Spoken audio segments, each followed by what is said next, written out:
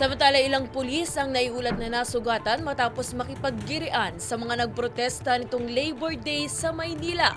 Ayon sa PNP, nanggulo ang mga walang permit na ralihista. Ang detalye sa umabating balita ni Abante Anchor ay Saya Mirafuentes.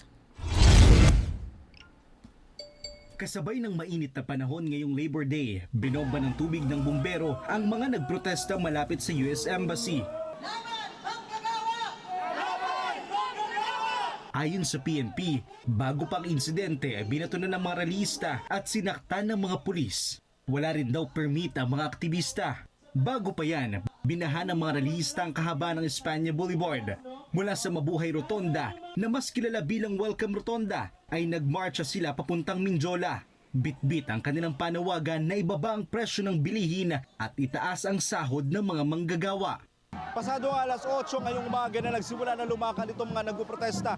Mula doon sa Welcome Rotonda ay lumalakad na sila papuntang Mindiola.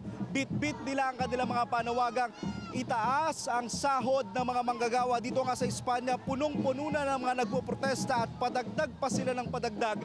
Kakaiba daw ang protesta ngayong Labor Day kumpara sa mga nagdaang taon.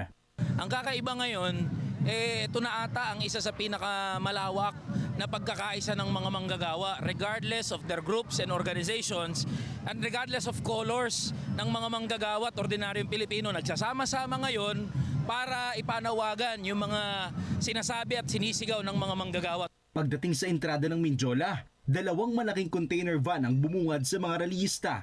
May mga barbed wire din sa paligid at kumpol ng mga pulis. Nagpo-proactive preparation lang yung ating Malacanang.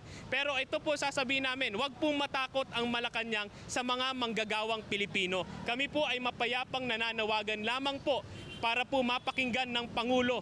Kaya naman nagsagawa na lang sila ng programa sa kahabaan ng Nicanor Street corner Recto Avenue. Kusa na rin silang umalis mag-alas 10 ng umaga. Paliwanag ng Manila Police District, bawal ang magprotesta sa Mindiola. Ang Mindiola po ay hindi kasama sa Freedom Park ng lungsod ng Maynila. Meron po tayong 4 na Freedom Park dito kung saan ito po yung Liwasang Bonifacio, Plaza Miranda, Plaza Dilaw at Plaza Moriones. Dito pong lugar na ito, hindi po ito kasama sa Freedom Park. Sa kabuuan, naging generally peaceful naman daw ang mga protesta ngayong Labor Day. Saya Mirafuentes, Abante.